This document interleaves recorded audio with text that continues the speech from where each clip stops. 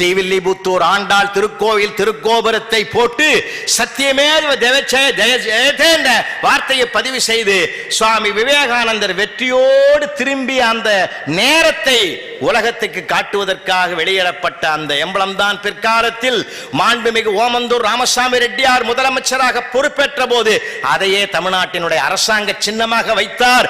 அதற்கு பிறகு பேரறிஞர் அண்ணா அவர்கள் முதலமைச்சராக வந்தபோதுதான் சத்தியமேவ ஜெயதே என்பதற்கு நேரடியான வாய்மையே வெல்லும் என்ற தமிழ் வாசகத்தை பொறித்து அந்த எம்பளத்தை பயன்படுத்திக் கொண்டார் என்றால் சிந்திக்க வேண்டும். இளைஞர்களுக்கு இதையெல்லாம் சொல்லிக் கொடுக்கணுமையா? ஏனென்றால் அவர்களெல்லாம் நடந்து காட்டியவர்களை மறந்துவிட்டு நடித்து கொண்டிருப்பவர்களை காதலிக்கிறார்களே.